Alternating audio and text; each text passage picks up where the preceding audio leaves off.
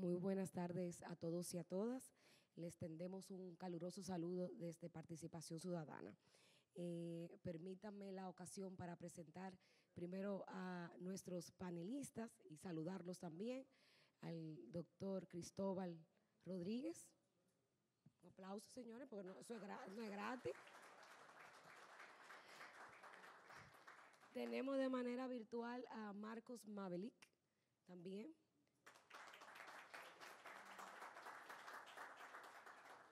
A Laura Paniagua y a Francisco Álvarez, muy cariñosamente Pancho. También les tendemos el saludo a nuestro coordinador general de Participación Ciudadana, a nuestra directora ejecutiva Fátima Lorenzo y a los miembros también del Consejo Nacional que hoy nos acompañan. Gracias también por su tiempo. Pues Participación Ciudadana sigue con su compromiso y su misión de fortalecer y ampliar la criticidad y la participación en los procesos de fortalecimiento democrático, en la reducción de la corrupción y también, como ustedes saben, de la impunidad. Y es por eso que hemos abierto estos espacios, estas tertulias, que nos permiten esos espacios de reflexión entre el ciudadano y ciudadana con los temas de interés nacional. Y hoy, como ustedes saben, vamos a tratar un tema que está día a día en la palestra pública, que es la Ley de Extinción de Dominio. Vamos a permitir ahora que nuestro coordinador general dé las palabras de apertura a esta tertulia. Así que, por favor, Joseph.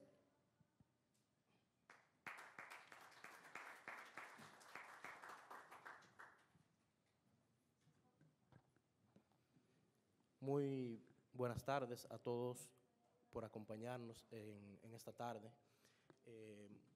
Este tema de extinción de dominio es uno de los temas que está causando los principales debates, tanto a nivel congresual como en la vida política y en los estamentos de derecho.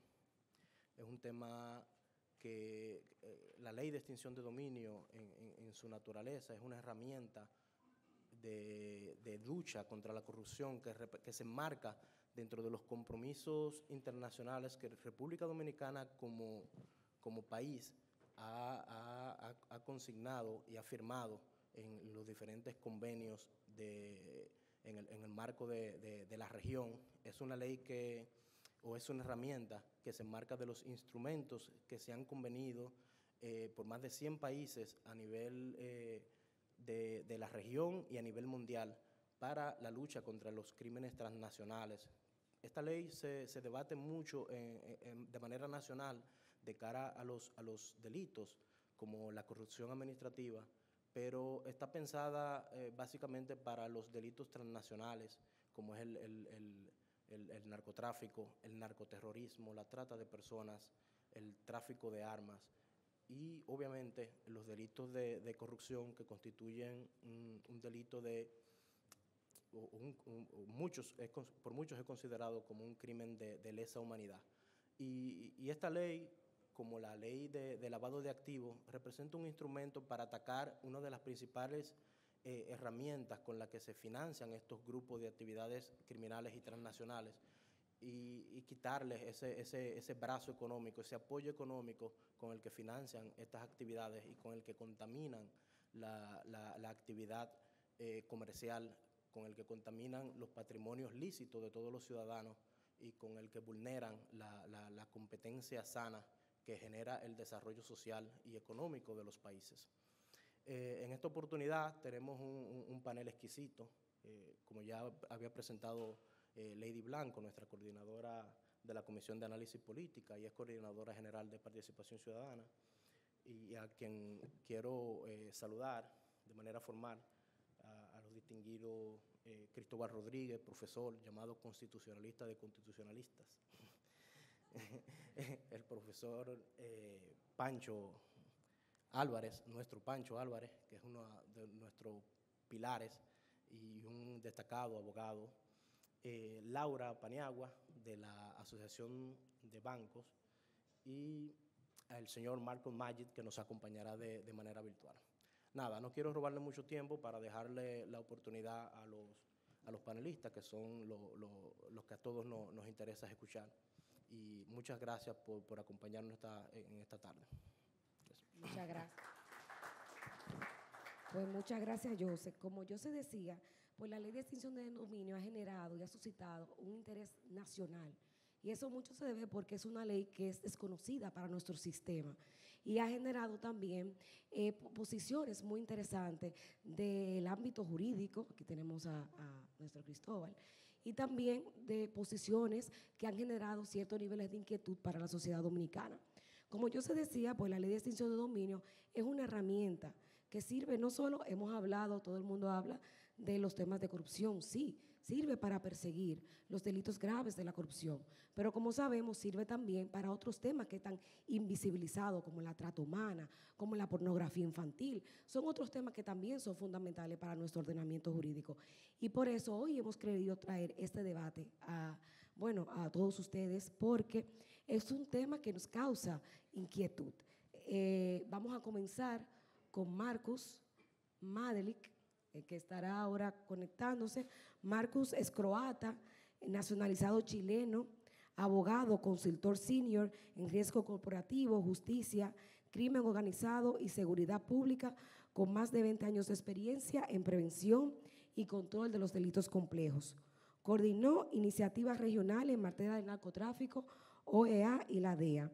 En nuestro país viene trabajando desde hace más de 15 años con la Procuraduría General de la República, el Poder Judicial, la UEF, la Dirección de Impuestos Internos y la Dirección de Aduana.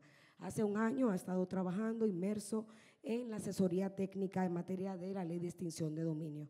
Así que, Marcos, muchas gracias por tu tiempo y disposición. Muchísimas gracias, Lady. Muy buenas tardes a todos. Muchas gracias a mis colegas participantes de este panel o taller, a Cristóbal, a Francisco, a Laura.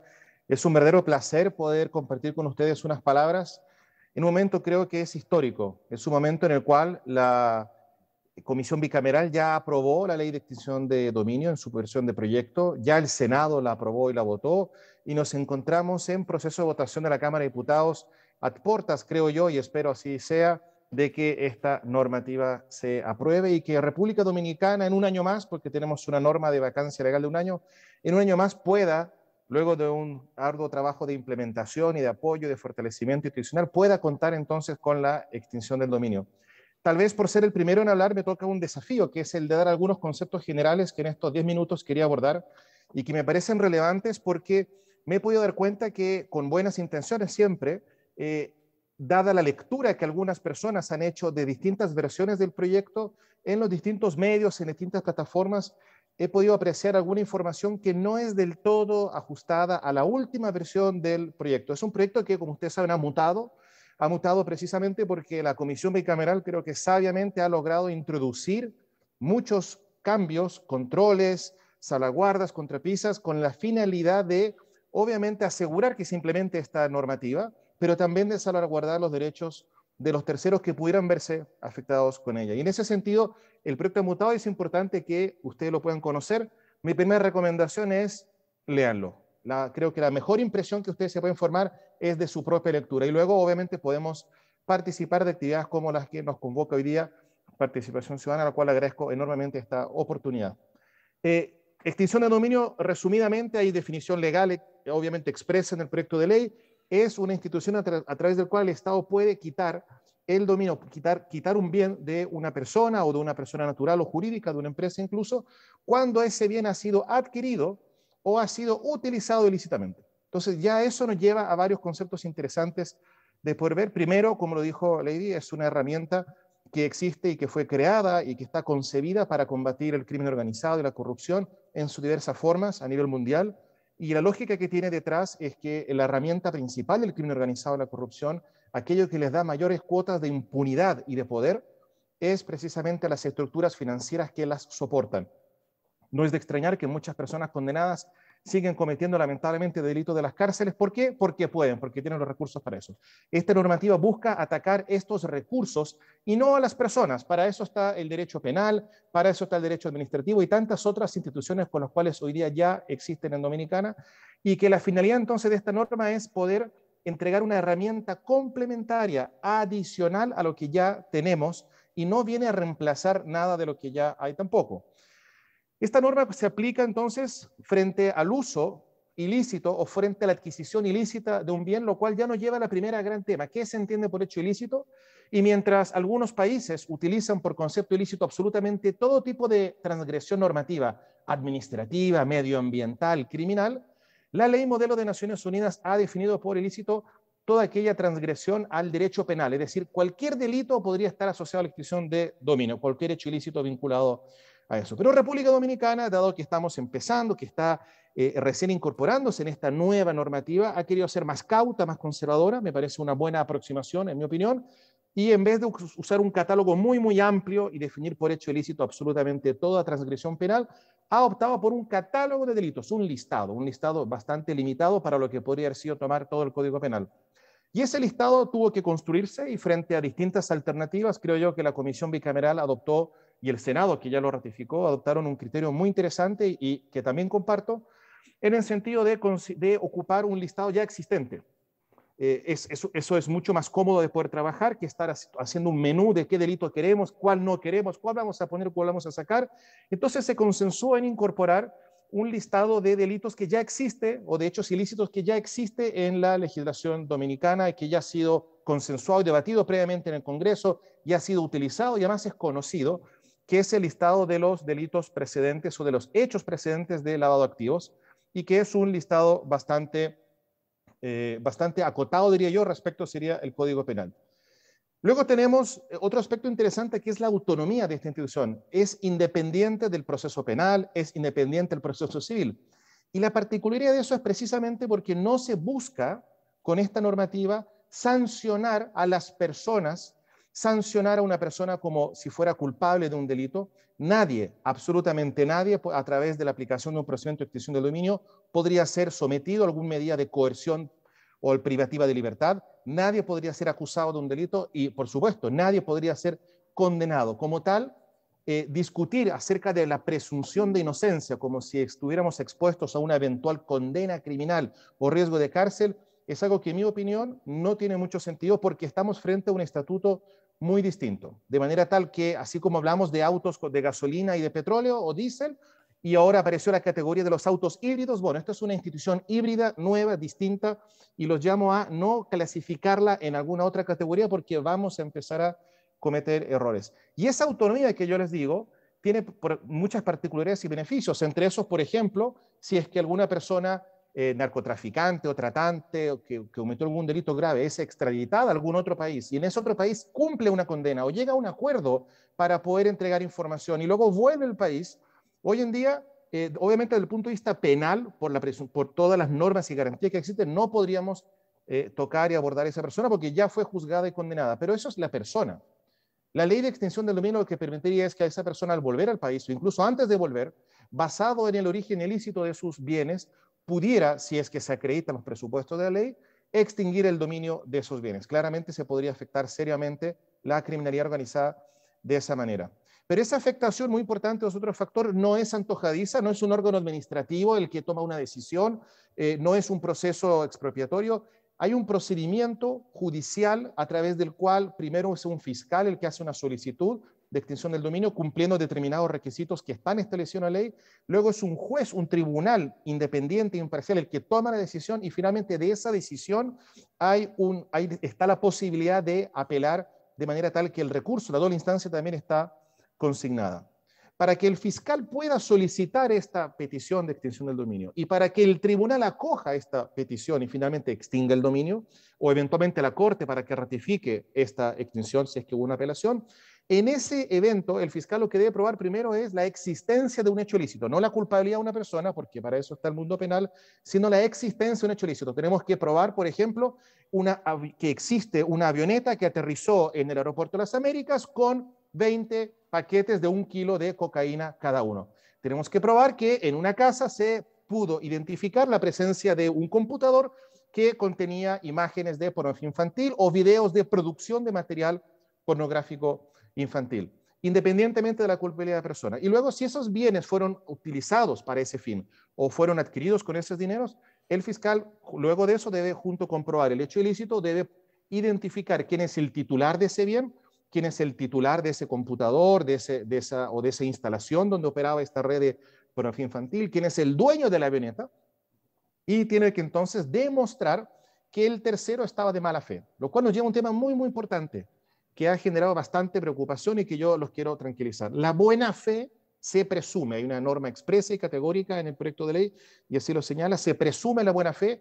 Cada uno de nosotros que tiene un bien se presume que lo adquirimos lícitamente, y cada uno de nosotros que utiliza un bien se presume que lo hemos utilizado de manera también lícita y legítima. De manera tal que el fiscal tiene un deber tremendo, no va a ser fácil, que es el de tener que probar que ese tercero utilizó o adquirió el bien de manera ilícita y que sabía de esa ilicitud. Debe probar la mala fe en la persona. Si el fiscal no logra sobrepasar ese estándar, el juez tiene la obligación, la norma es bastante clara y categórica, de rechazar la extinción del dominio. Entonces, además de esas instituciones, y por supuesto esto da para mucho más, pero en honor al tiempo, y mío también, el de ustedes y el de mis colegas, me quiero mencionar 2 o 3 instituciones adicionales.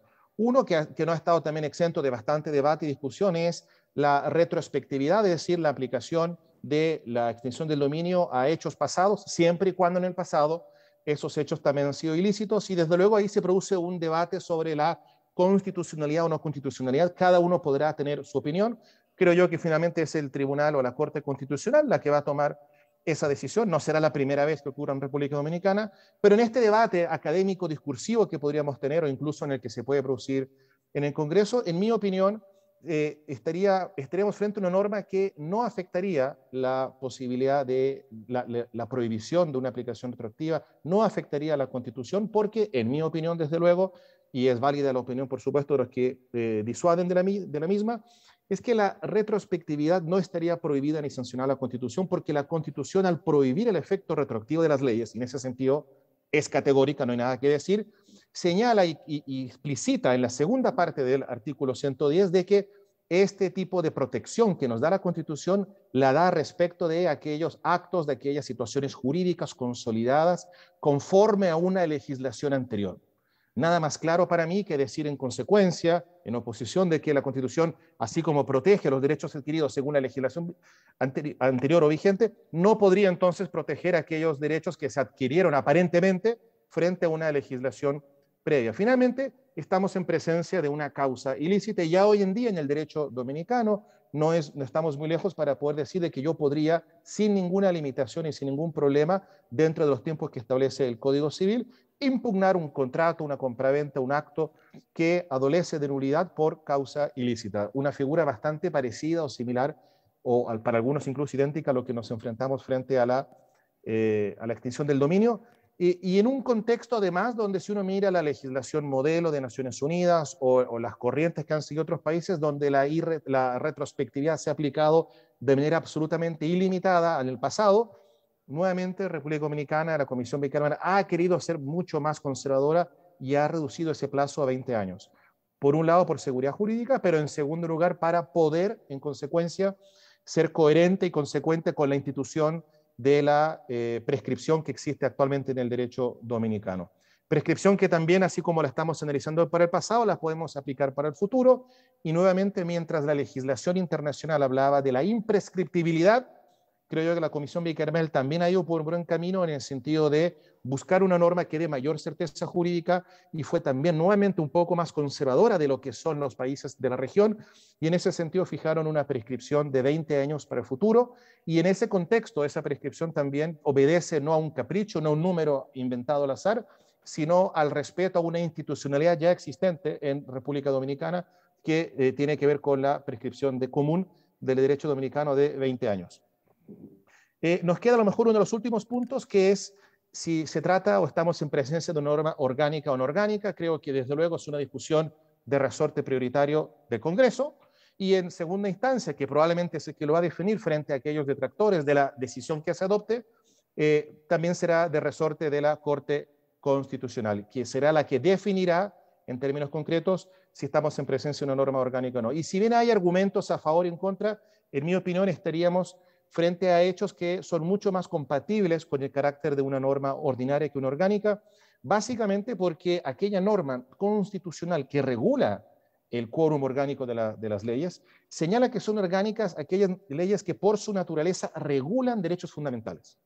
Entonces y esta norma viene de la Constitución española, a su vez, que también los invito a leerla, que fue aquella norma que inspiró entonces uno también puede referirse y ver cómo en España se ha tratado esta normativa. Pero vámonos a República Dominicana. Cuando uno habla de la regulación de derechos fundamentales, se puede preguntar si la extinción del dominio regula el derecho a propiedad. Uno podría preguntarse si regula la forma de adquirir la propiedad. Creo que no. Si regula la forma de usar la propiedad. Si regula la forma de perder la propiedad, de transformarla, de transferirla y de administrarla. Creo que claramente la extinción del dominio extingue la propiedad claramente, y lo que hace la extinción de dominio es que afecta la propiedad, y la afecta de la misma manera como lo afectan muchas otras normas, como la ley de alquileres o arrendamientos, o algunas otras normativas que existen en Dominicana, porque prácticamente casi todas las normas afectan de algún grado un derecho fundamental, el de circulación, el de salud, el de propiedad. Lo que no hace esta norma, en mi opinión desde luego, y respeto las que disienten de la misma, lo que no hace esta norma es regular en su integralidad el derecho a propiedad. Y en ese sentido no sería de carácter orgánico y en consecuencia los quórums de aprobación no serían los requeridos para tal fin, sin perjuicio de lo cual, y siempre lo he dicho, normativa de la trascendencia como la extinción del dominio, y con esto termino, deben y deberían idealmente contar con los mayores consensos a nivel nacional, independientemente si estamos frente a una norma orgánica o no. Creo que el consenso, creo que las mayorías son los que van a generar mayor unidad y una aplicación mucho más tranquila y mucho más acorde a lo que la normativa está buscando. Muchísimas gracias por esta oportunidad y quedaré atento a las preguntas y dudas que puedan haber al final del módulo. Gracias, Lady. Muchas gracias, Marcos, por tu intervención. Con ella nos quedamos. Algo muy importante que hablaste es que es una de las preocupaciones que está en la palestra pública, el tema de la buena fe. Estableces que el proyecto presume que hay una buena fe del adquiriente y que el fiscal debe probar en todo caso la mala fe. Y eso es importante. También habla de no clasificar la herramienta para que tengamos mayores niveles de comprensión de la misma. Nos hace hincapié de que el Congreso estableció un listado previamente consensuado de cuáles son los delitos que se van a estar estableciendo dentro del marco del proyecto de ley. Nos hablaste de la retrospectividad, que es importante también porque es uno de los debates en el tema de la prescripción de los delitos. Y nos quedamos con si es orgánica o es ordinaria, que la orgánica regula, como hemos hablado, los derechos fundamentales, en este caso específico, el debate del derecho a la propiedad, y como estableces, no regula el derecho a la propiedad. Así que vamos ahora a pasar a Cristóbal Rodríguez, que nos va a hablar un poco más de este tema, de si es ordinaria, si es orgánica, la retrospectividad también.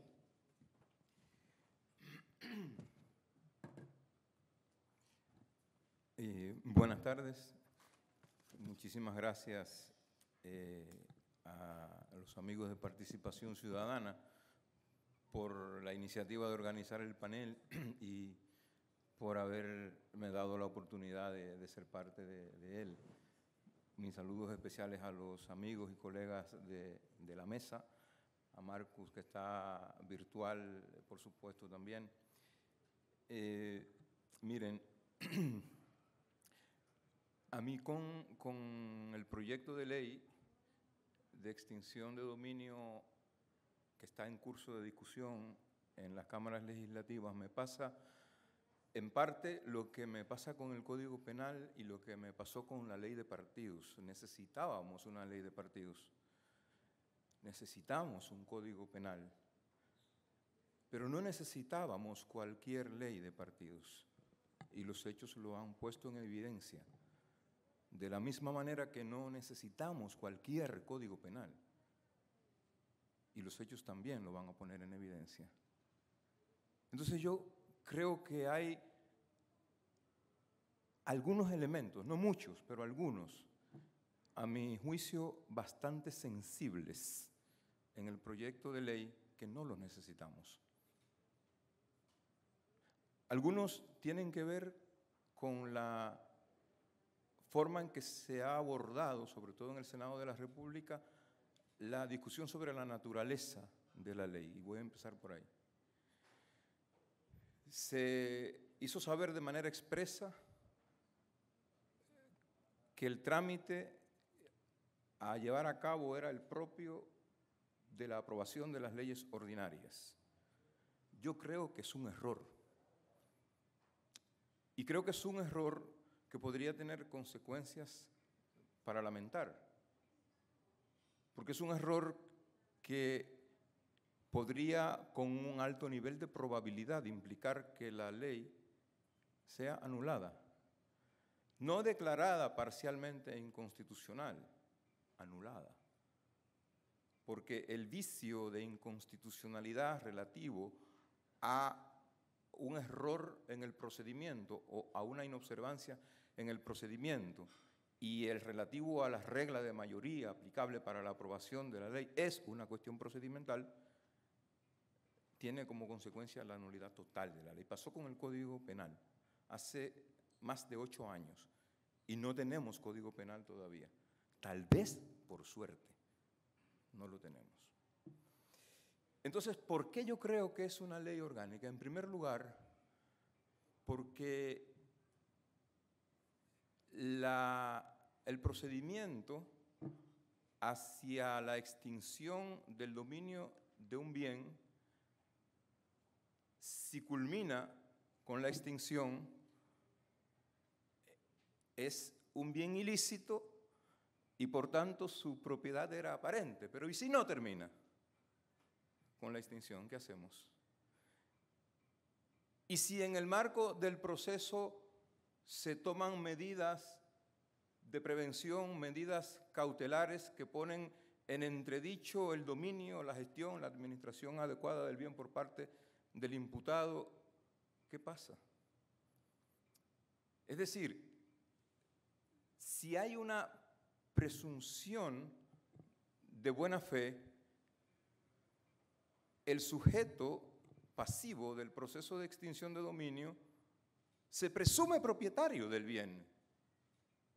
Se presume propietario del bien.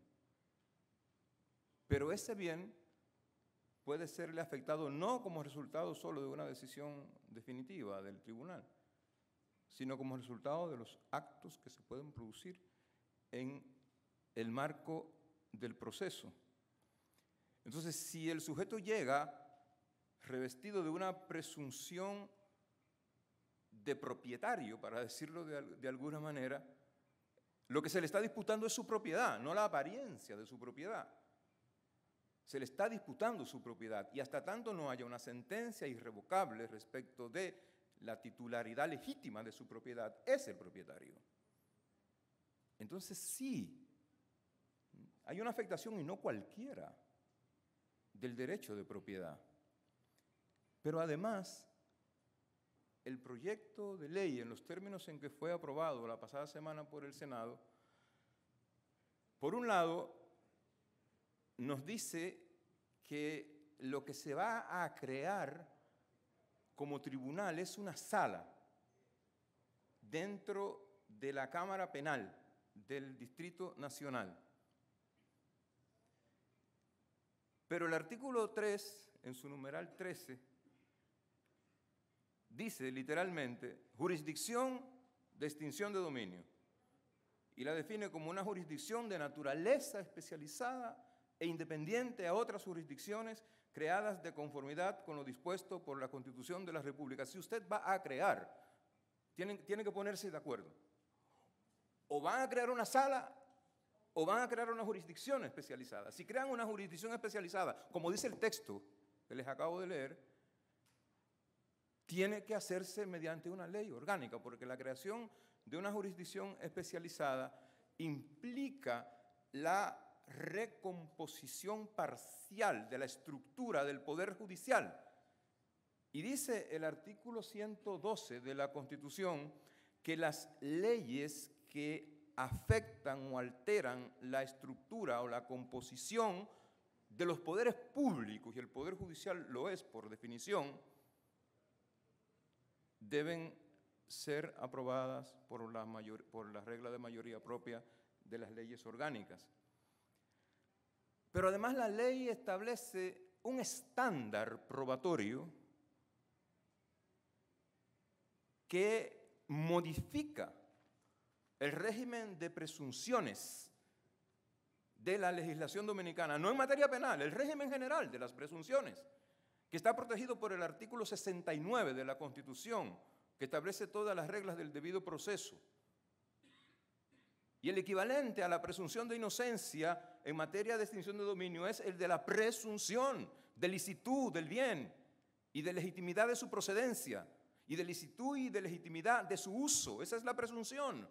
Eso está invertido, y la inversión del sistema de presunciones es una cuestión que afecta directamente reglas del debido proceso, que son todas reglas de derechos o normas de derechos fundamentales. Entonces, reitero, creo que es arriesgado para el futuro de la ley continuar con la idea de aprobarla como si fuera una ley ordinaria. Si bien es cierto, y aprovecho para recordar una conversación que tuve con Joseph hace unos días, si bien es cierto que el Senado la aprobó, la declaró como ley ordinaria, la mayoría con que la aprobó es propia de las leyes orgánicas. Digamos, eso, a mi juicio, ¿no?, las cuestiones sustantivas prevalecen sobre las cuestiones formales.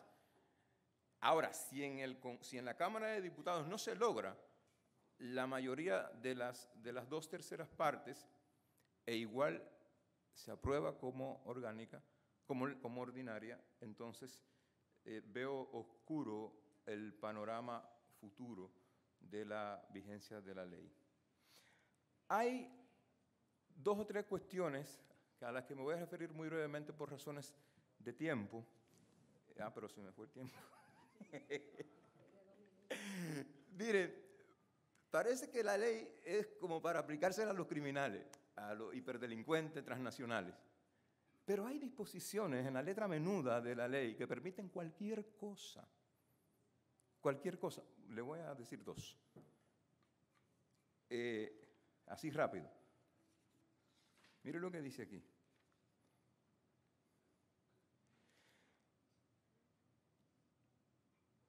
El artículo 4.5 del proyecto aprobado define la noción de legitimidad y dice que el Estado, en el cumplimiento de su obligación de proteger y garantizar el derecho de propiedad, se encuentra legitimado para desplegar acciones destinadas a impedir que un bien originado en actos ilícitos cometidos contra el patrimonio público o privado, bien sea producto de la violación a las leyes penales o de cualquier índole. ¿En serio? ¿Eso es para perseguir la delincuencia transnacional organizada? No. Primero, se refiere al ordenamiento penal, al ordenamiento penal en su conjunto, y va más allá. Dice a las infracciones de cualquier orden. Pero además, dice que de las infracciones que sean producto cometidas, los ilícitos cometidos contra el patrimonio público o privado, ¿qué resulta? Que el Ministerio Público, de conformidad con la definición que él da del artículo 169 constitucional, es el representante de la sociedad en el sistema de administración de justicia penal y del interés general, el defensor del interés general. No es un actor concebido para perseguir la protección de intereses privados, como dice aquí que podría resultar, que el Ministerio Público actúe para la restitución a su legítimo titular de bienes que puedan ser pasibles de extinción de dominio. Hay varias otras cosas más, pero en el artículo mío del otro miércoles van a salir. Así que muchísimas gracias por la atención. Tiene que decir dónde va a salir el próximo artículo para que todos estemos pendientes. Muchas gracias, profesor. Pues nos quedamos con algo muy importante, la naturaleza de la ley, si la ley, la preocupación que tenemos todos, que si la ley es orgánica, que si la ley es ordinaria. Ya bueno, con su explicación nos deja muy claro que es orgánica. La creación de una jurisdicción especializada debe ser a través de una ley orgánica. La creación de una sola sala dentro de una Cámara, eso también es un tema de cuestionamiento. La modificación del régimen de las presunciones que afecta el debido proceso. Es arriesgada a aprobarla como si fuera una ley ordinaria. Nos deja claro que no nos deja claro cuáles son los crímenes que estarán siendo extinguidos, y hay una desvirtualización de la función del Ministerio Público. Con eso nos queda, y voy a pasar, que resumen, ¿verdad? Bueno, es un poco difícil resumir al profesor. Voy a darle a Laura Paniagua, voy a leer un poco de Laura. Me pasó, profesor, leer pero como usted es bien conocido, yo creo que no es necesario, ¿verdad? Sí, pero me excuso públicamente. Laura, licenciada en Derecho de la Universidad AP, Máster en Compliance en Gestión de Riesgo con doble titulación en la Universidad de Aden, University Campus de Panamá, especialización en Compliance de George Washington University.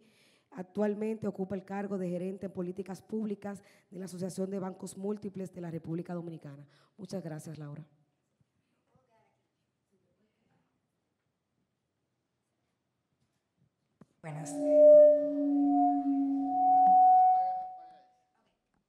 Buenas, ahora sí.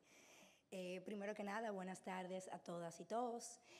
Agradecer en nombre de la Asociación de Bancos Múltiples de la República Dominicana y en mi nombre la invitación de participación ciudadana a formar parte de esta importante tertulia sobre este tema tan relevante para todos los dominicanos y dominicanas, como bien mencionó en la introducción Lady.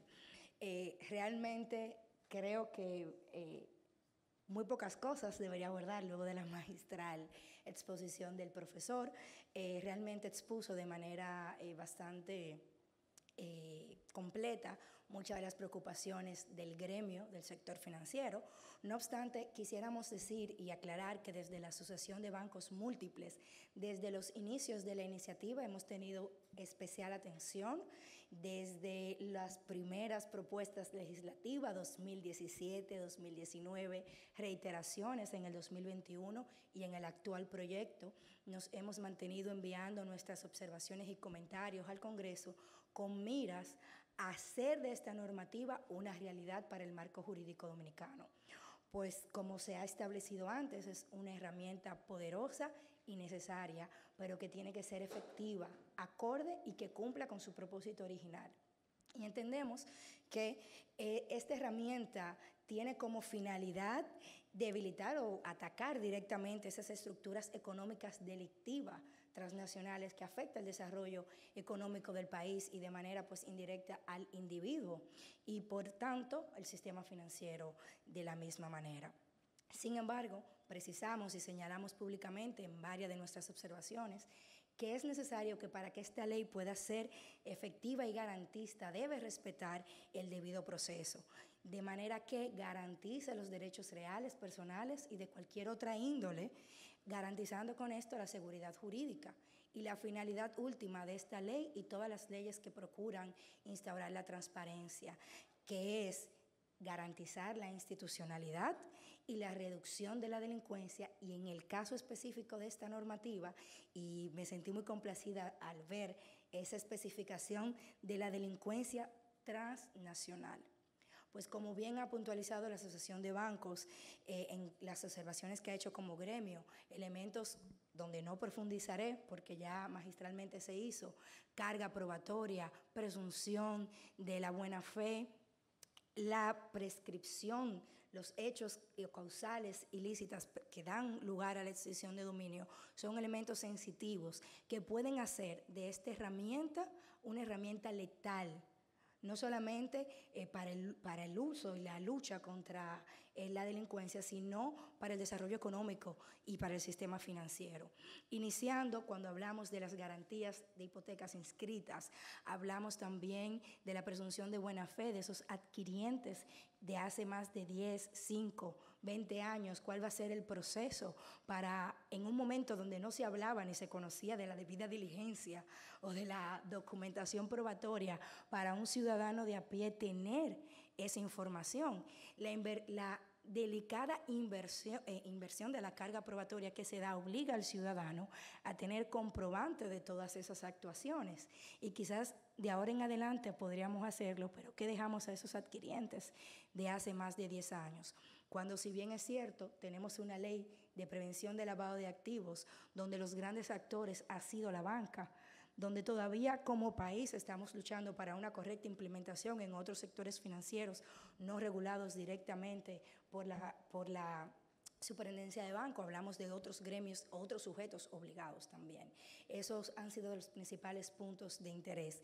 En esta nueva versión del proyecto, en principio nos sentimos bastante aliviados al observar que muchas de nuestras observaciones fueron consideradas, como por ejemplo, fuimos parte de los actores que le pidieron al Congreso que se dijera de manera expresa cuáles eran esos delitos. Sin embargo, resultamos ampliamente sorprendidos al ver el catálogo, que si bien es cierto, como mencionó Marco, lo que hicieron fue traer de la ley de lavado de activos ese catálogo de delitos precedentes, es importante reconocer que aunque son leyes complementarias, como lo es la ley de extinción de dominio por definición, no tienen el mismo comportamiento ni afectan de manera igual o similar. Empezando porque la ley de lavado de activos afecta un delito, una actuación a la persona, mientras que la ley de extinción de dominio está afectando un bien y un derecho fundamental de manera inmediata que debe ser probado, lo cual trae consigo complejidades que magistralmente mencionó nuestro profesor Rodríguez cuando hablaba de qué pasa en ese momento donde todavía no se ha declarado la extinción, donde hay una presunción desvirtuada de la ilicitud de mi bien o de un bien que yo pude haber adquirido de buena fe, realmente de un hecho ilícito pasado o no. Entonces son elementos que realmente le preocupa al sector financiero de manera particular. Específicamente con ese artículo 6 y ese catálogo, el tema de la administración de información confidencial, y ahí entra la obligación de confidencialidad de los bancos, entre otros elementos importantes como lo es el robo agravado, entre otros delitos que, si bien es cierto, son infracciones penales, ya tienen los instrumentos jurídicos. Y uno de nuestros argumentos específicos en las observaciones que enviamos es que puede resultar contraproducente utilizar esta herramienta tan poderosa para el castigo de esos ilícitos, que pudiera desvirtuar algunas herramientas jurídicas existentes como el decomiso o la confiscación, pero también debilitar el sistema penal. Cuando ponemos un proceso expedito más rápido y aparentemente lo que propone la ley sencillo, podríamos estar teniendo un efecto inverso. Y por ende, concluimos afirmando que apoyamos y somos fiel abanderados de que la República Dominicana necesita una ley de extinción de dominio, empezando porque es el complemento de la ley de prevención de lavado. No obstante, y voy a usar las palabras del profesor Cristóbal Rodríguez, no necesitamos cualquier ley de extinción de dominio. Necesitamos una ley que sea efectiva, garantista y que pueda ser utilizada de manera correcta para los fines que fue creado. Gracias. Gracias, Laura. Voy a comenzar por donde terminaste. No necesitamos cualquier ley, sino una ley que garantice también derechos. En la asociación ha trabajado desde los inicios en el proyecto. Nos preocupa el fin de la ley, que pueda ser en futuro, que es importante también que la ley debe respetar el debido proceso y la seguridad jurídica. Expresa cuáles son los delitos que se estarán persiguiendo. Habló de las diferencias de la ley de lavado de activos y la ley de extinción de dominio, que en esta ley se desvirtúa la licitud del bien, que es importante, y debilita y puede debilitar al sistema penal. Esas son de las inquietudes que genera desde la banca, de la Asociación de Bancas. Vamos a pasar ahora a escuchar a Pancho, que no se llama Pancho, sino se llama Francisco Álvarez Valdés. Francisco es licenciado en Derecho de la Magna Cum Laude de la Universidad Nacional Pedro Enríquez Ureña, especialista en Derecho Constitucional y maestría en Derecho Constitucional y Derecho Público, socio de Heather y Rizk Álvarez y Fernández. También es pasado coordinador de Participación Ciudadana y miembro activo de la Comisión de Análisis Político de la institución. Muchas gracias, Pancho.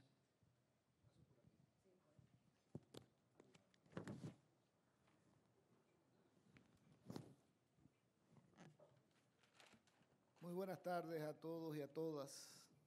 Yo estoy seguro que ustedes han escuchado hablar de Quirino, porque Marcos habló de Quirino, pero sin mencionar el nombre. Habló del caso, una persona que fue extraditada, condenada en Estados Unidos, llegó a un acuerdo, regresó y a disfrutar de los bienes que adquirió de manera ilícita. Pero también ustedes han escuchado hablar de los Rodríguez Orejuela. Eso ya trasciende la frontera dominicana, los colombianos, que fueron los dueños del cartel de Cali. Y de buenas a primeras, cayeron como tenían que caer, pero habían establecido una cadena de droguerías que tenía 880 tiendas por toda Colombia. Y acaba este año de resolverse un caso que se extendió, porque se quiere que la ley de extinción de dominio y el procedimiento sea expedito, sea rápido. En Colombia tomó muchísimo tiempo declarar extinguida el dominio sobre esas 880 droguerías.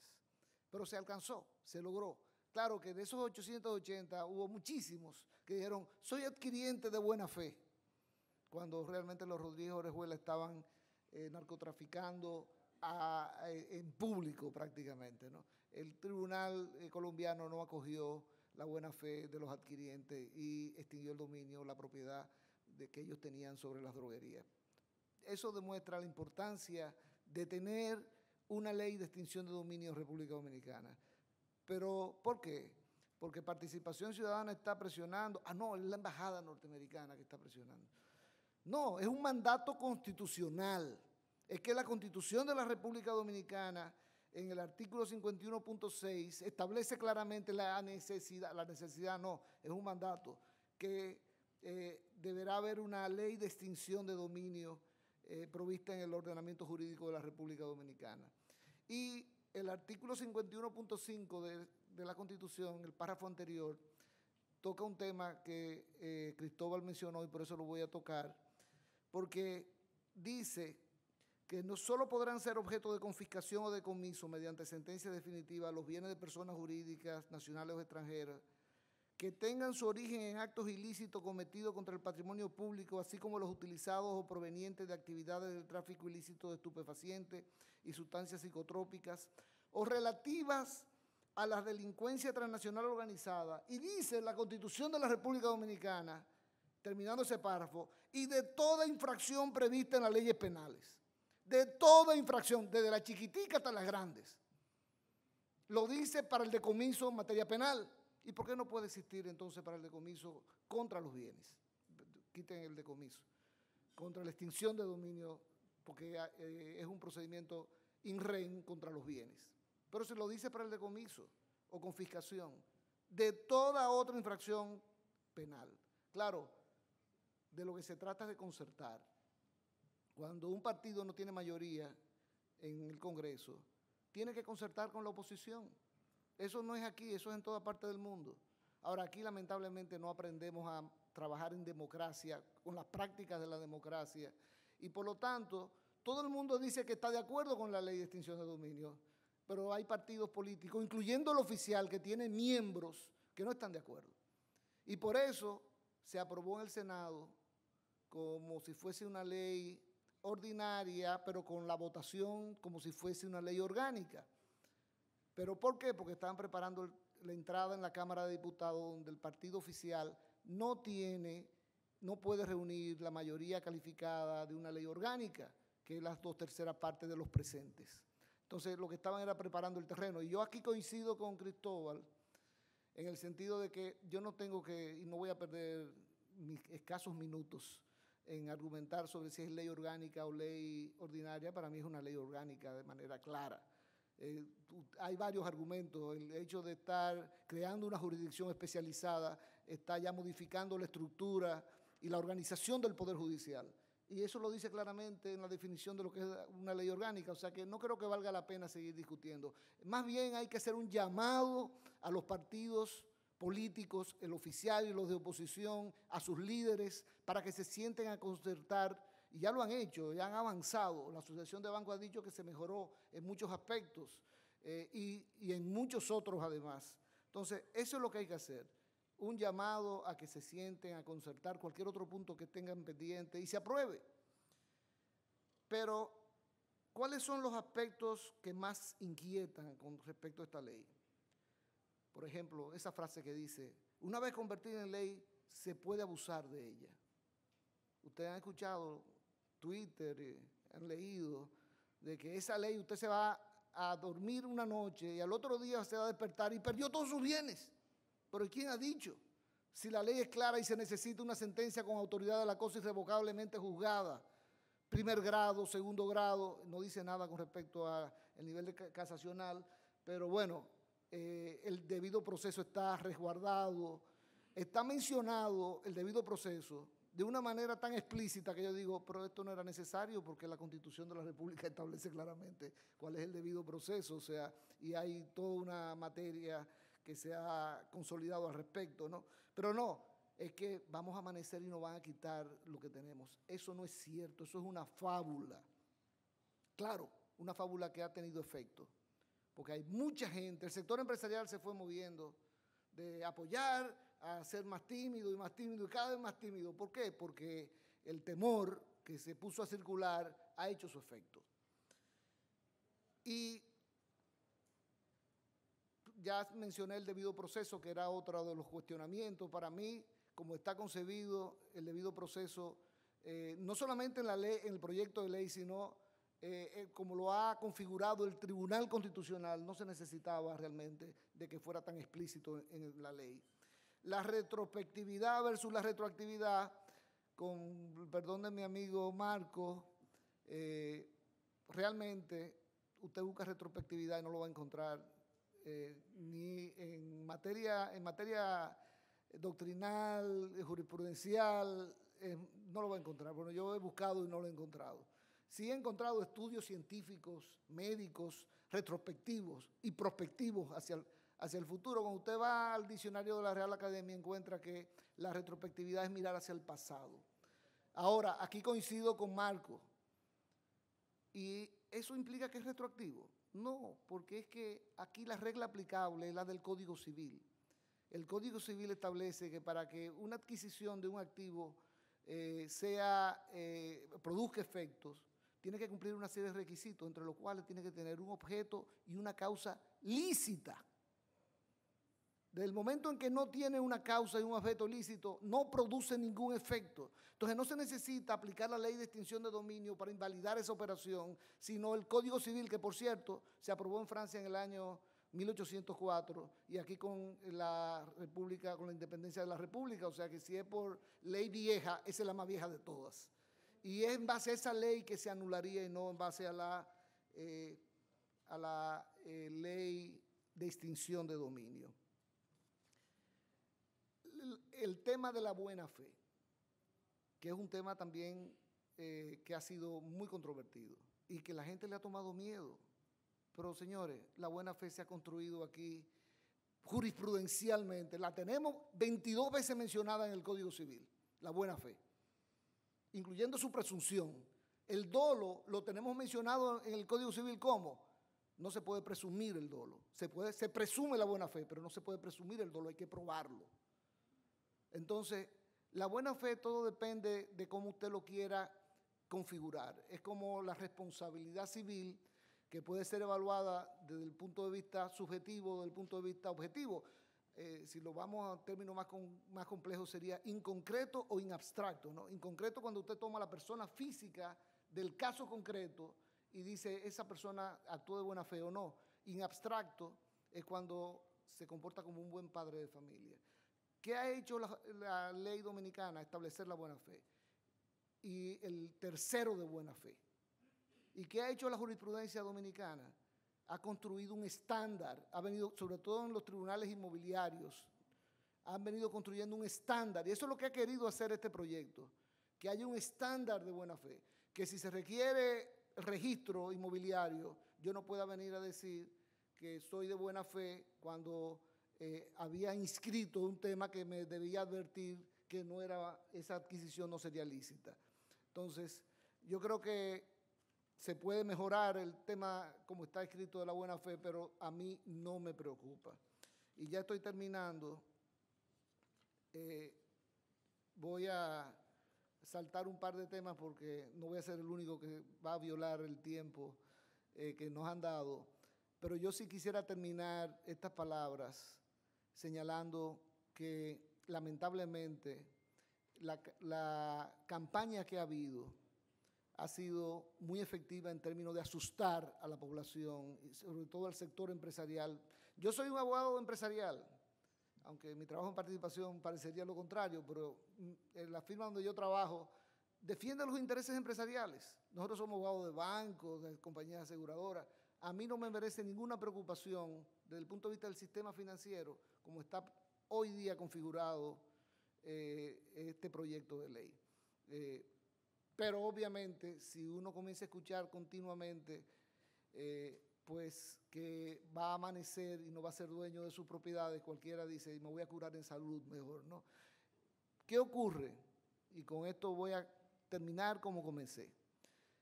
En el llamado a darnos esta ley, porque por el camino que vamos nos va a pasar lo del Código Penal que mencionó Cristóbal, de que no vamos a terminar nunca con una ley. Déjeme decirle que hay miembros del partido oficial que no quieren aprobar esta ley, miembros del partido oficial. Imagínense entonces qué decimos de la oposición. Aquí lo importante es reducir el tono de la conversación, de la concertación. Yo he escuchado, por ejemplo, al presidente de la Cámara, de la Comisión Bicameral, llamando que hay un cartel de abogados constitucionalistas y otro que dice que hay un sicariato de la Constitución.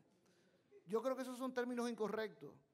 Y aquí quiero excusarlo a él, al presidente de la Comisión Bicameral, para decir que gente como Eduardo Jorge, como Naces Perdomo, honran realmente el ejercicio de la profesión y sobre todo de la investigación, de la doctrina, y lo mismo que Cristóbal Rodríguez. Entonces, si queremos llegar a una concertación, tenemos que primero bajar el tono con que nos estamos conduciendo. Vamos a ponernos de acuerdo sobre aquellos aspectos. Buena fe, vamos a discutirlo y vamos a llegar a acuerdos. Sí tiene que ser aprobado como ley orgánica, porque si no, lo que va a pasar es que ese Tribunal Constitucional que tenemos, que es extremadamente conservador, se va a ir por el camino de anular la ley y todo este esfuerzo que hemos hecho. Mientras que si se aprueba con mayoría calificada, con la mayoría de la ley orgánica, como ley orgánica, entonces podrá haber alguna disposición inconstitucional, pero eso lo corregirá el Tribunal Constitucional.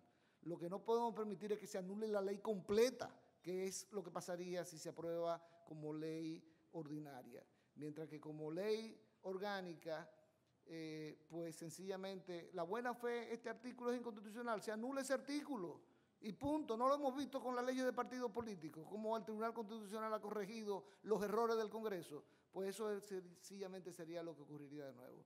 Gracias por su atención. Muchas gracias a Francisco. Habló de la importancia y la necesidad de una ley de extinción de dominio como mandato constitucional inconcluso. Habló de la voluntad de los partidos políticos y llamar al consenso. ¿Qué intención hay detrás de una ley ordinaria? Hay que analizar cuál es la verdadera intención de esos partidos políticos. Habló del proyecto que sí establece que resguarda el debido proceso. Habló de la buena fe. La jurisprudencia ha preservado como principio fundamental la buena fe.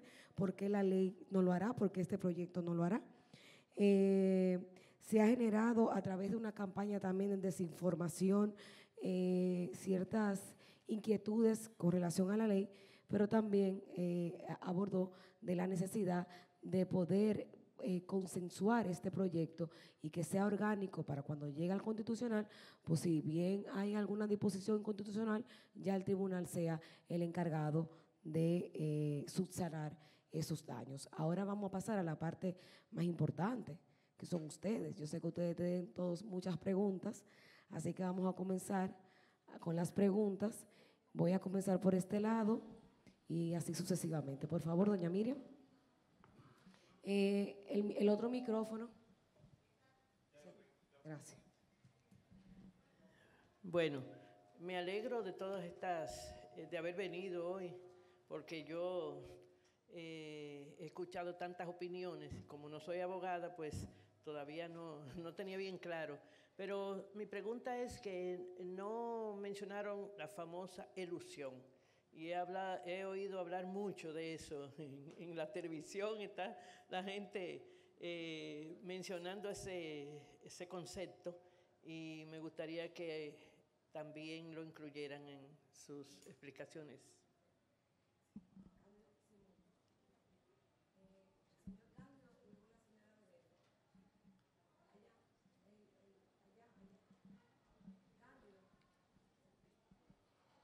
Buenas tardes. Rigoberto Reina Álvarez.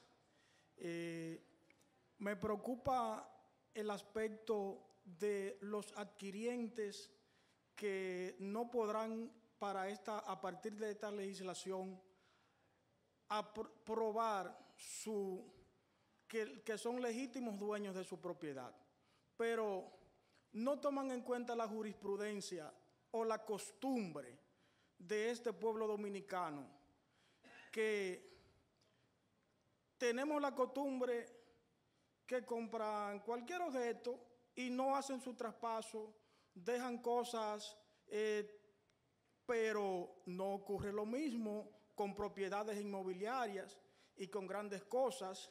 No nos amparemos en esos o en esa parte de la población que es la de nosotros, las de los barrios, que compramos el motorcito, que compramos el carro, que compramos un celular, que compramos algunas cosas, incluso hasta algunos terrenitos o algunas cosas entre familias. No se hacen los traspasos, se quedan ahí entre familias eternos por años. Entonces, yo no sé, como que yo no le veo que ese argumento tenga que preocupar sobre todo al sector financiero. Muchas gracias. Muchas gracias. La señora de verde, por favor. Dulce María Luciano, Procuradora General de Corte de Apelación. Yo de verdad estoy maravillada con la ley de extinción de dominio, porque llevamos muchos años, detrás de nosotros organizarnos. Y a veces cuando hablamos de organización, pues entonces viene la gente que no le gusta la organización. Y esta ley, cuando la leemos, vemos un futuro promisorio para la República Dominicana. ¿Por qué? Porque lo que trabajamos no en la extinción de dominio, pero sí en la incautación, y más lo que trabajamos los temas penales, cuando nosotros vemos una fortuna que es heredada, vemos cómo el crimen paga. Pero con la ley de extinción de dominio nosotros vamos a ver que no importa que la persona fallezca, no se va a extinguir la acción penal ahí, sino que sus herederos no van a poder beneficiarse de esa fortuna. Pero además, nosotros vamos a ver también sueños que lo hemos soñado toda la vida. Vemos cómo personas en 4 años se hacen millonarias y nosotros hoy podemos decir, vamos a extinguirle esos bienes a esa persona que en 4 años sin haber, pero que trabajado absolutamente para tener esa fortuna, la tiene. Otra cosa es importante. En Colombia, y yo digo, no le tengamos miedo al miedo, porque en Colombia la primera ley de extinción de dominio se la llevó el Constitucional, pero ellos sacaron otra.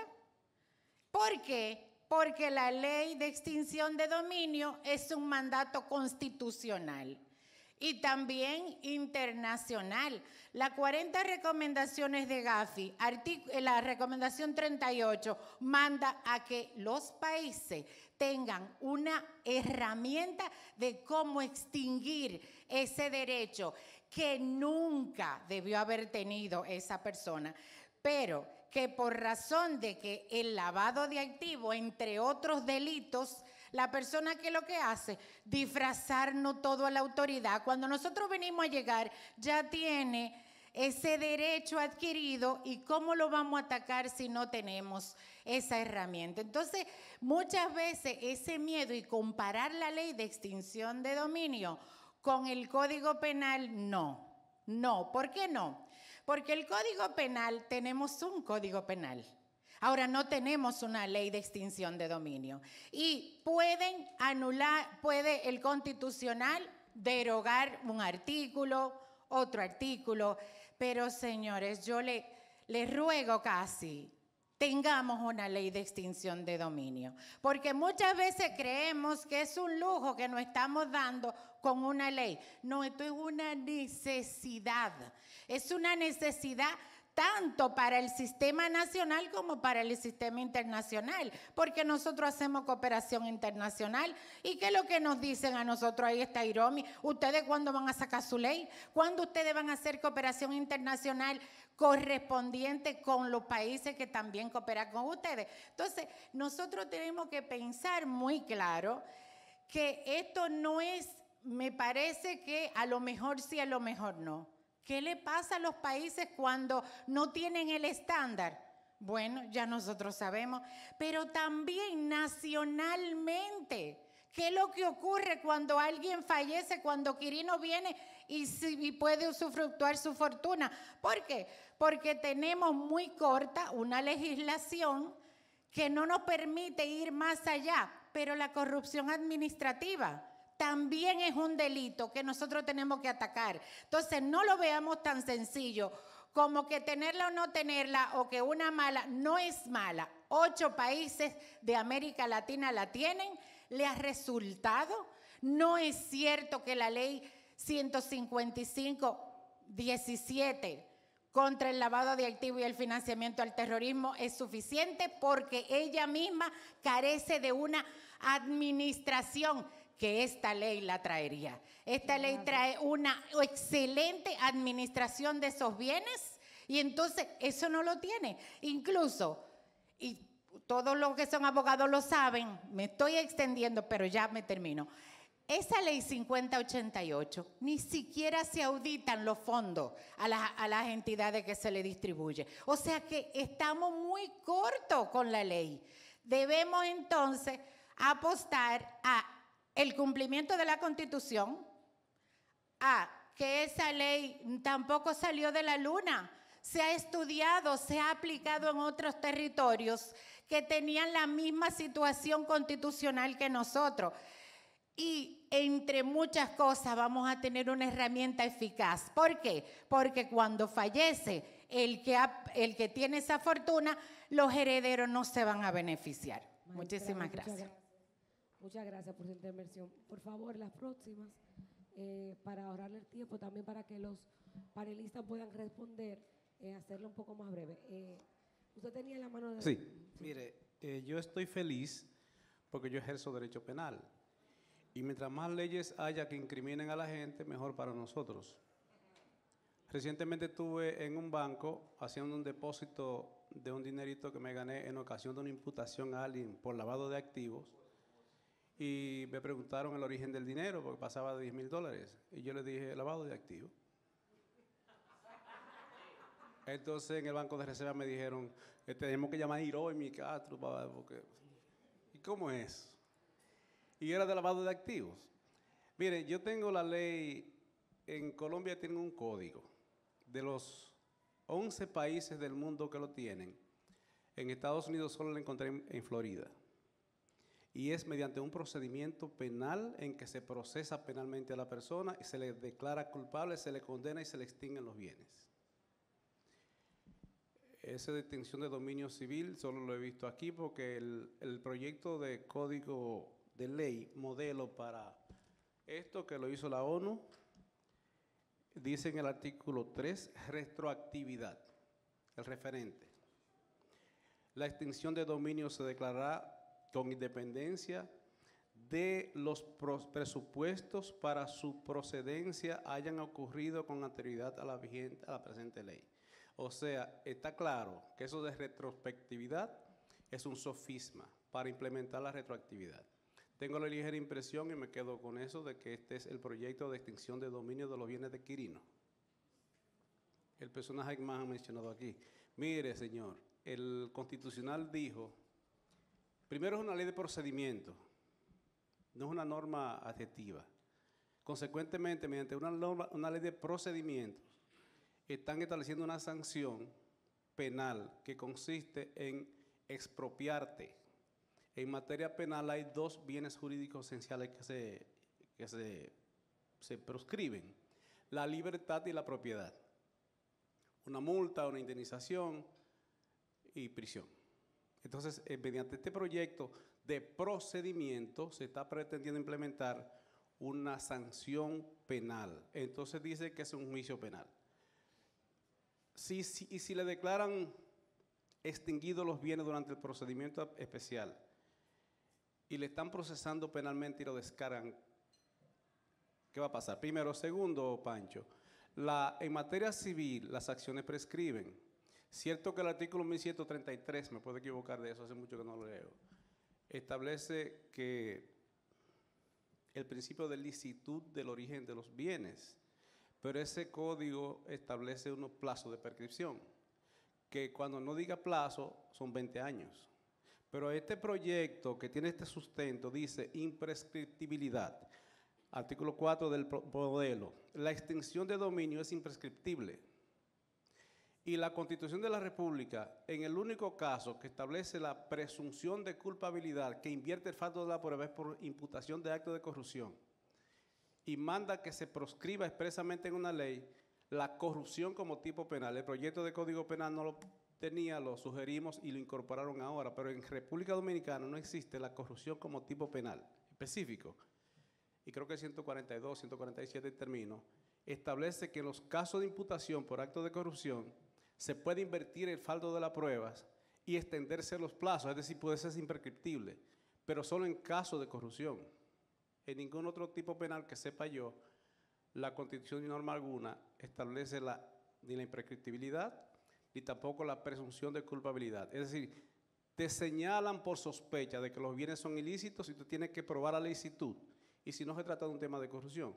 Yo lo que pienso que, primero no creo, Dulce, que haya tal prisa, porque la jurisdicción penal no es la solución de los conflictos sociales que los gobiernos han podido resolver. Posiblemente la prevención sea más eficiente que la acción. Porque si, y ya sí termino, si se tratase de un tema de acción, entonces desde 1966 que se implementó la primera ley contra porte ilegal de armas de fuego, no hubiese armas ilegales en el país. Si fuese por el tema de la violencia de género de 1997, sí, que se implementó la ley aquella 25-97, no hubiese violencia de género. Y así le sigo con lavado de activos de 2002, y así le sigo con el tema del narcotráfico. La ley no resuelve el conflicto social que los estados no pueden o no quieren. Pienso que es mejor si vamos a la prevención que a la creación de nuevos tipos penales que después nos resulten ligeramente inoperantes, como el tema de la ley de terrorismo sin tener terrorismo en República Dominicana. Es lo que sugiero. ¿Y no hay terrorismo? Una última pregunta al caballero. Bueno, dos preguntas, el de señor y usted el de adelante. Yo sí voy a ser breve. No me quedó claro lo del proceso. Si es breve o es el proceso ordinario donde duramos años y años conociendo una causa. Quisiera escuchar eso. Y segundo, la ley plantea sobre el destino de los bienes una vez hayan sido... Quiero saber eso.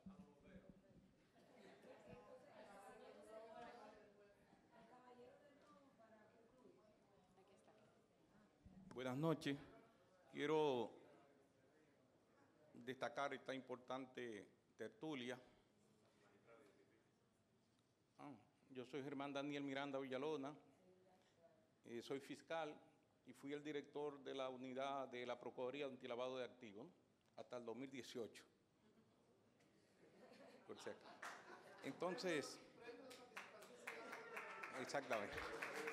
Miren, yo creo, me parece que ante la presencia del profesor Cristóbal, ante la presencia de Laura y de Pancho, yo no le voy a decir eso de Pancho. Pancho así que lo digerimos un poco en todos sus argumentos jurídicos. Y de Marco, que los conozco hace 10 años. No creo yo entrar ante los conocimientos de ellos a contradecir, ¿no? A contradecir que no esté en esto. Todo el mundo conoce mi posición desde hace más de 10 años. Es decir, yo estoy en la posición, y este turno de información que lo voy a hacer, pero también de reconocimiento. Yo estoy en la posición del 2008, 2009, 2010 que yo estaba vivo y sigo vivo. Yo quisiera preguntar quiénes estaban vivos en ese entonces, cuando se creó este movimiento con el primer esfuerzo criollo, un esfuerzo criollo serio. Manuel Ulises Bonelli Vega fue el primer creador del primer borrador que se hizo aquí en la historia del ordenamiento jurídico, Bonelli. Y no lo hizo adivinando o importando cosas, lo hizo bajo una tesis en el análisis de los delitos económicos de este país. Y yo quisiera que exploren esas páginas del libro de Bonelli para ver si tiene fundamento, tiene motivación para que surja este tipo de ley. Esto lo digo para los que juegan con el extranjerismo y con las imposiciones de organismos internacionales, porque si es así, en 1884 el Código francés lo impuso la colonización francesa. Y si es así, una serie de normas más se han impuesto aquí, correcto. Por lo tanto, no voy a entrar por ahí, pero quería decir este elemento, porque en el 2010, cuando el constituyente, ¿dónde estábamos? Que impuso, o sea, creó esa figura jurídica de extinción de dominio, y que yo vi presidente de Suprema Corte de Justicia, presidente del Senado, muchos presidentes de la Cámara de Diputados dando discursos de esa constitución, que es la mejor de las constituciones que yo diría, superando todas las demás, y yo soy constitucionalista, pero yo la encontré bien, porque cuando me hablaban de Estado Social Democrático de Derecho, eran cosas nuevas, del Tribunal Constitucional, de la Cámara, eran cosas nuevas que explorábamos, pero había miedo en esa dirección, pero lo vi a todos aplaudiendo en esa dirección. Entonces estaba la figura, ahí entró la figura por primera vez en el ordenamiento jurídico. Pasaron años, el esfuerzo de Bonelli. En el 2014 se enmienda el proyecto de Bonelli, de Ulises Bonelli, y en el 2015 se presenta otro proyecto. Y ahora el senador llamado Tavera Guzmán enmienda, después de una consulta amplia, ese proyecto, buscando una adecuación constitucional del mismo. Hoy de momento explota la situación de que esa ley no es necesaria. Por eso que tengo miedo con algunos planteamientos de que la van a anular, que la van a declarar inconstitucional. Hay algunos ya que están diciendo que eso no debe entrar al ordenamiento, pero está en la creación de la Constitución, por el constituyente, no por el constituyente del 2010. Pero ya algunos están diciendo y poniendo miedo de que esa ley no es necesaria. Es decir, que cuando dicen así es que no tiene que producirse una ley ahora en el Congreso y que no se necesitan. Yo creo que quizás ahí coincidimos en que ya uno tiene tanto miedo con tantas leyes de los tiempos de Trujillo para acá, que hay una sobreabundancia de leyes. Es cierto, en otros países están dentro del Código Penal todas, dentro de algunos países, pero aquí uno tiene miedo porque es verdad, se han creado tantas leyes que a veces no tienen consecuencia ni efectividad, pero esta ley es diferente con respecto a su naturaleza. Y concluyo de la manera siguiente. De las tres posiciones, me inclino a la de Marco y parcialmente a la de Pancho. Y me opongo a la de Cristóbal, naturalmente, como alumno. Correcto, me opongo. Porque ya yo he fijado posición sobre esto en las redes, en mi canal de YouTube, en todo lo que sé, y en la posición que yo sostenía sobre esto, no. Y en todos esos proyectos que yo he estado olfateando y he estado al lado, de Bonelli, de Rodríguez Huerta, de todo lo que hicieron el movimiento, en el 2008 estoy hablando, no ahora, ¿no? En el 2008, 2009, 2010, 2011, cuando esto surgía. Y me inclino a la posición de Marco por la razón que voy a informar, y aquí concluyo. Todo eso de que la ley afecta el debido proceso, que afecta la irretroactividad, que afecta, que afecta la inversión de respaldo de la prueba, la propiedad, le voy a informar lo siguiente. Tengo cerca de 20 sentencias de la Corte Constitucional de Colombia y de otros países de América Latina que hace 15 o 16 años discutieron toda esta problemática. Y no he visto una que retroceda en esos conceptos que hoy estamos discutiendo. Naturalmente, aquí no tenemos doctrina ni tenemos jurisprudencia, porque aquí no se ha instaurado nada sobre eso. Está en la Constitución, pero hay que hacer el proyecto de ley. Pero en ninguno de esos países he visto criterio contrario, porque no me venga usted a decir que el derecho de propiedad en Colombia es mucho más, 1000 veces complicado, mil veces más complejo que el de Dominicana. Cojan para la selva de Colombia, entre el narcotráfico y la guerrilla y la adquisición de terreno, porque aquí es fácil conseguir un pedacito de tierra. Cojan para allá. Y en esa dirección, Colombia, la Corte Constitucional de Colombia tiene varias sentencias. Cuando se estableció la primera ley, y esta es la información, 333 del 96, la primera ley en América Latina la tuvo Colombia por su realidad. Fue atacada. Surge la ley 793 del 2002. Fue atacada. Esa fue atacada totalmente. Ustedes saben qué sucedió, y aquí concluyo. Que la Corte Constitucional de Colombia, en varios intentos de inconstitucionalidad, rechazó todo eso y de igual forma, con los argumentos que están ahí, pueden buscar la sentencia. Y por igual, al final dijo, sobre la ley estatutaria ordinaria, ellos le llaman a la que nosotros llamamos orgánica, en Colombia le llaman estatutaria, dijo, es por ley ordinaria, no por ley estatutaria orgánica, que esa ley va. Y así lo determinó ante una acción de inconstitucionalidad. De manera que les ruego que consulten tanto la Corte Constitucional de Guatemala y de Colombia, para que ustedes vean que todos estos conceptos nuevos, como tenemos un aspecto huérfano, que no tenemos doctrina ni jurisprudencia, asaltan muchos criterios. Pero no es malo, en el sentido, como dijo Dulce, ya hay 8 o 9 países que la tienen en su legislación. Muchas gracias. Gracias, maestra. Ahora le vamos a pasar el micrófono. Voy a pasarle al maestro Cristóbal con el tema de la ilusión y luego a ustedes para los otras. Bueno, y si quiere responder alguna otra, pues perfecto. Bueno, el tema de... Con el tema de la ilusión, el problema es que no es un delito. Es simple, no es un delito. Y así como se han utilizado otros subterfugios desde otras aceras políticas en relación con la ley, bueno, pues desde una bancada de la oposición se ha usado ese para eso, ¿no? para fastidiar. Pero eso es un fastidio, doña Miriam.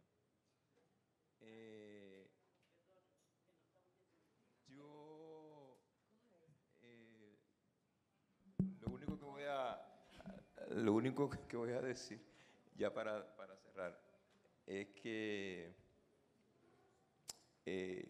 yo no creo, magistrado, que estamos en desacuerdo. Yo no lo veo. Yo creo que, y lo dije claro, yo creo que necesitamos la ley. Pero como dije eso, yo creo que la ley amerita mejoras sustantivas. Amerita mejoras sustantivas. Si de verdad queremos constituirla en una herramienta efectiva para los propósitos que ella enuncia, que son su razón de ser. Es solamente eso. En todo lo demás estamos de acuerdo.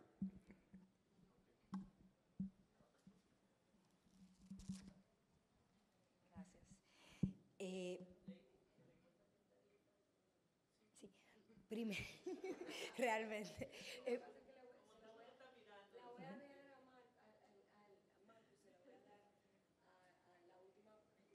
Para cerrar. Claro. Quisiera aclarar algo que se mencionó, y es que hablaban de la cultura dominicana, que realmente, y creo que todos somos conscientes de esa realidad, que cuando compramos entre familia o un bien quizás de un valor no tan significativo, caemos en la confianza, o por qué no decirlo claramente, en la irresponsabilidad de no lo traspaso. Y estoy totalmente de acuerdo, que cuando son inversiones de cierta envergadura, todo tratamos en la medida de lo posible de hacer las diligencias debidas en términos de transferencia de bien. No obstante, primero aclarar que esta ley no solamente persigue los bienes inmuebles, son todos los bienes, muebles, inmuebles, dinero en banco, en efectivo, joyas, todos los bienes de los cuales se demuestren los presupuestos que demanda la ley. Por eso es que somos tan observadores y tan cuidadosos en la normativa de manera integral. Y dicho esto, me adhiero o me apunto a lo que mencionaba el profesor Cristóbal, que es importante tener claro que si en algunos puntos hacemos observaciones, hacemos comentarios, llamamos a la reflexión, no es con una intención de demorar la ley o de que entendemos de que la ley no es necesaria. Realmente la Asociación de Bancos podríamos decir que es igual de doliente que el Ministerio Público en muchos sentidos, inicialmente porque somos directamente afectados con el tema de los estándares internacionales que nos demandan esta normativa, pero es justamente por esto que nos preocupa cómo se ha de desarrollar la ley, cuáles son los elementos que a veces, a grosso modo, miramos la ley, sí es beneficiosa, sí es buena, sí es necesaria, sí contempla un régimen de administración, pero a veces tenemos que ver a la realidad, a esos aspectos operativos que muchas veces o traemos o no analizamos a profundidad los impactos que pueden tener más allá de la intención de sancionar y de castigar. Y eso son principalmente las observaciones que siempre ha hecho la Asociación de Bancos, quienes en todos los comentarios que ha enviado al Congreso siempre ha hecho énfasis en revisar la redacción o mejorar la redacción o, ¿por qué no?, aclarar de manera expresa. En el caso puntualmente de la buena fe, hicimos un comentario en el proyecto original del senador diciendo que debería establecerse de manera expresa pues ese principio de buena fe. Y valoramos y aplaudimos que en esta nueva redacción se hace. Sin embargo, junto con esa incorporación nueva de aceptar la presunción de buena fe, se establecen otros elementos que pueden ser dados a interpretación, como exento de toda culpa, como una debida diligencia. Y son justamente esos términos que quizá para usted, que tiene muchísimo más tiempo que yo conociendo esos términos, son bastante claros, pero a la cotidianidad dominicana, y hablando en términos de un tiempo de 20 años, pueden resultar tedioso. Lo que pedimos es aclaración expresa, mejora de redacción, un entendimiento más claro, más llano de un elemento tan técnico como la extensión de dominio, pero nunca o de ninguna manera interpretarse como que no estamos a favor de la normativa. Como bien puntualizaron en un comentario con el que me siento muy conforme, Gafi nos demanda como país tenerlo. Estamos igual próximos a una evaluación país, son elementos a considerar también para este análisis y ese estudio. Ahora, ¿vale la pena la aprobación de una ley expresa sin contemplar todos los escenarios o nos tomamos el tiempo, que de hecho creo que bastante hemos perdido ya en discusiones, hacer un análisis robusto, real y acorde a nuestra realidad, donde se llegue, como bien dijo, perdóneme Pancho, a un consenso real con el único interés de tener una ley de extinción que cumpla con su finalidad y efectividad? Bueno, a mí me toca responderle a Cándido. Cándido, yo creo que tú estabas leyendo el proyecto de ley modelo de febrero, una versión que no es la que se aprobó en el Senado de la República. Y por eso te voy a leer cuál es el texto que se aprobó en el Senado de la República, que está en el artículo 4.2 y dice: limitación de los efectos en relación con hechos pasados. La extinción de dominio se declarará con independencia de que la causal de precedencia haya ocurrido con anterioridad a la publicación de esta ley. Y si lo dejáramos ahí, habría problemas. Pero sigue diciendo, siempre que el hecho vinculado a los bienes fuese considerado ilícito al momento de su ocurrencia, sea 5 años atrás, 10 años atrás, 15 años atrás. Y sigue completando para que no haya duda y que a partir de ese momento no haya transcurrido el plazo de prescripción mayor de derecho común de 20 años previsto en el artículo 2262 del Código Civil. O sea que tu inquietud queda satisfecha en el sentido de que no hay una aplicación retroactiva, porque el ilícito que hace que ese bien esté contaminado, vamos a decirlo, se originó antes de la aprobación de la ley. Y es en relación con ese ilícito que pierde los efectos esa operación de adquisición de esos activos y entonces puede pasar al Estado Dominicano. Miren, finalmente, olvídate de retrospectividad. Yo creo que tal vez tú no escuchaste lo que yo dije. Yo dije que tú no lo vas a encontrar en ningún sitio, excepto en el diccionario de la Real Academia Española de la Lengua, que es mirar atrás. Ahora, mirar atrás, utilízalo. Mirar atrás para ver si antes de la aprobación de esta ley, estos activos se compraron a través de una operación ilícita. Punto. Y ya no pierde su efecto no en virtud de la ley de extinción de dominio, sino porque cuando se adquirió ese activo, se adquirió de una manera ilícita. Punto. Vamos a escuchar para cerrar al señor Marcus, que Marcus puede abordar un poco la comprensión de la retrospectividad.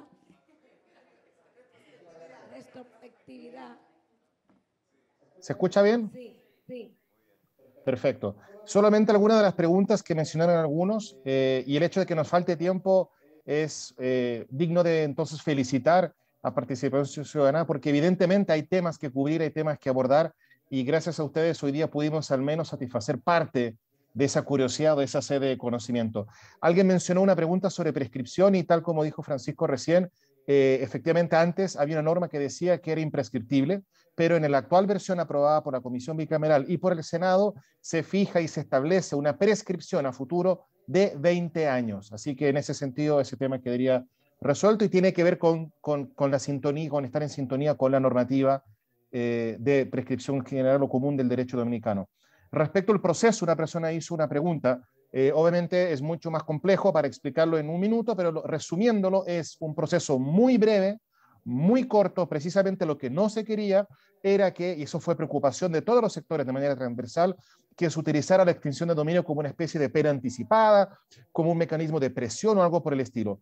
Es un proceso que contempla, en caso de alguna medida cautelar, no pueden durar más allá de 4 meses extendido a 2 más, es decir, 6 meses de medidas cautelares, plazo en el cual ya el Ministerio Público sí o sí debe iniciar la solicitud de extinción de dominio. Si no lo hace, se pierde lo avanzado.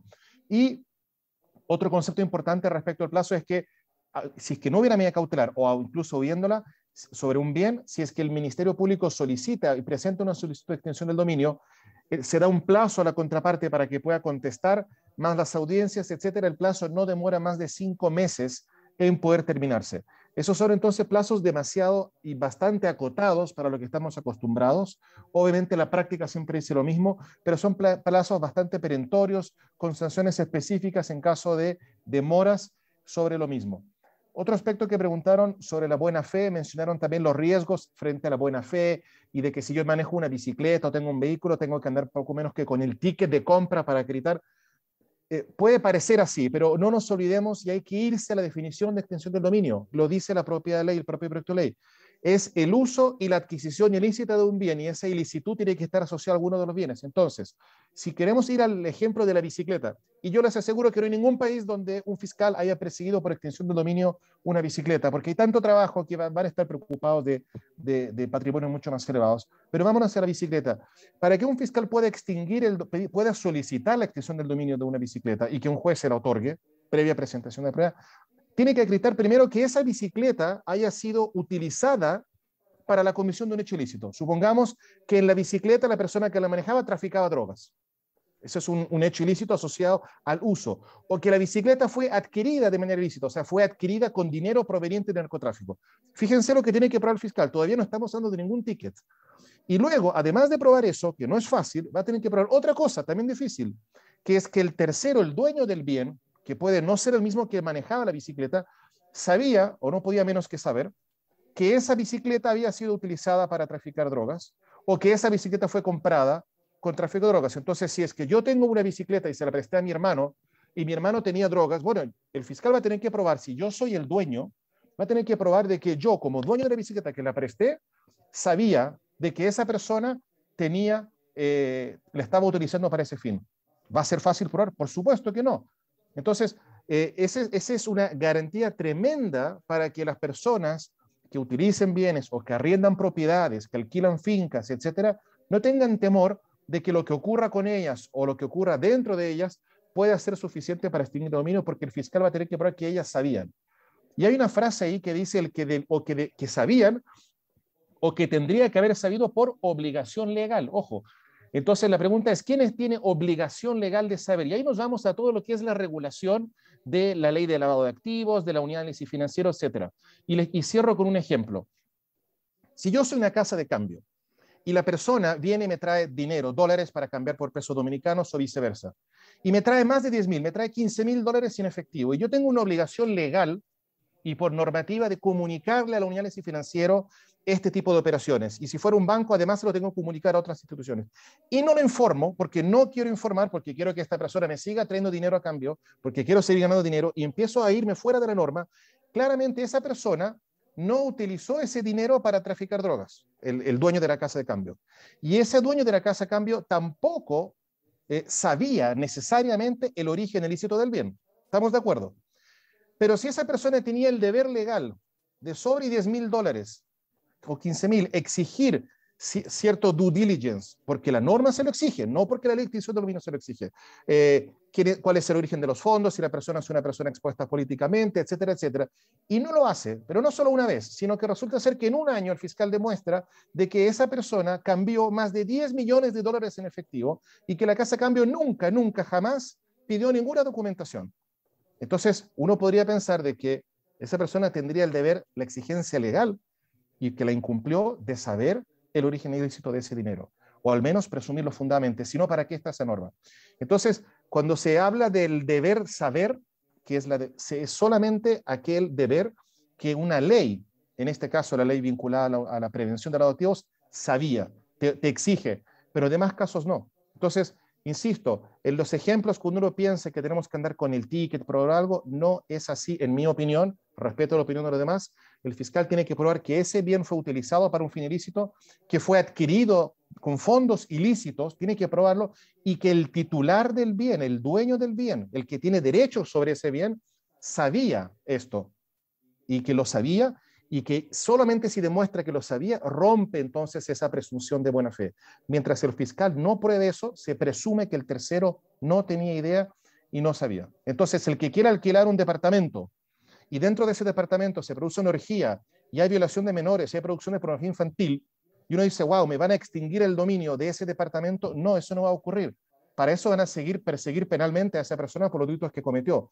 ¿Cuándo me van a extinguir el dominio? Si el fiscal demuestra de que yo sabía lo que estaba ocurriendo en ese departamento y aún así lo alquilaba y aún así lucraba de eso. ¿Y cómo lo va a poder demostrar si el día de mañana aparece una foto en Facebook mía o en mi computadora donde estoy yo dentro de esa fiesta violando menores de edad y subiendo ese material pornográfico a las redes? Entonces, esas son hipótesis a las cuales está dirigida la ley y no caben hipótesis de que alguien vaya por la calle y le digan, señor, deme su bicicleta porque no tiene su comprobante de compra. ¿Sí? Espero haber contestado algunas preguntas. Desde luego quedan muchas más. Y invito entonces y le tiro la palabra a la Fundación, a Participación Ciudadana, porque creo que tienen ahí una demanda social de poder generar más actividades como esta, por las cuales creo que el país necesita, y los felicito enormemente. Muchas gracias. Muchas gracias a todos ustedes por acompañarnos en el día de hoy, a nuestros panelistas también. Gracias, Marcos, por tu tiempo, que sé que se le hace un poco más difícil por el cambio de horario. Pero también con esto nos quedamos de que la sociedad dominicana cada día más pide mecanismos de transparencia, mecanismos de fiscalización, mecanismos que fortalezcan la lucha contra la corrupción, contra la impunidad, contra el narcotráfico, y sabemos que esta ley va a venir a servir como herramienta para esos fines que tenemos todos de una sociedad mucho mejor y más justa. Sin embargo, también nos quedamos con la idea de que tenemos que analizar este proyecto y ver hacia dónde se está enmarcando el proyecto, analizar la oportunidad, la pertinencia del proyecto y los efectos que puedan tener en temas de derechos. Así que muchas gracias a todos y bueno, nos esperamos afuera